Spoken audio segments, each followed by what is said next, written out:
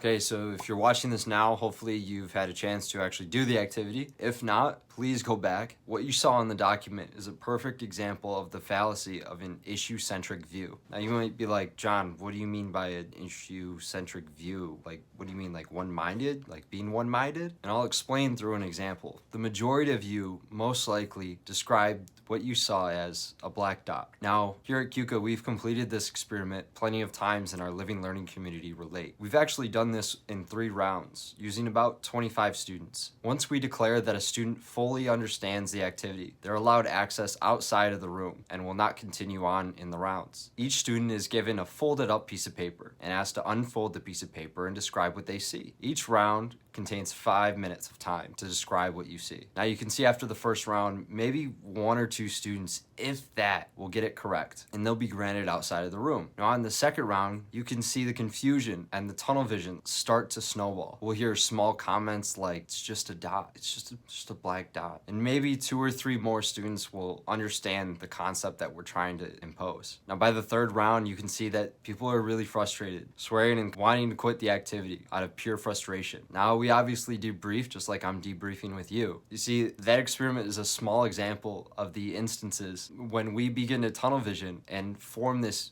issue-centric view. This common habit slows problem solving, creativity, curiosity, and your perspective in situations that are minute to grand scheme life-changing decisions. For example, when a student finishes a test before you on a test day, you start to begin to rush and you'll probably skip a question, definitely not do as well as you should on that test. You may get compliments on a day-to-day basis, and then you get one criticism and you start to zero in on that comment and have a woe is me attitude. When things may be going so well in your life, if one thing wrecks your day and zero in on that, it could wreck your week, it could impact your grades, your social behavior, and your own mental thoughts. Now, in a practical sense, observe yourself as if it was third person. You'll see you might focus on some dark spots in your life. Black dots, the health issues, the lack of money, a complicated relationship in the family, and disappointment from others. The dark spot may be daunting. Taking on that third person view, we can zoom out of that dark spot and look at the big picture, the white creases on the paper in the experiment, the outline of the paper itself. For your instance, maybe it was a laptop screen, maybe it was a Google Chrome website.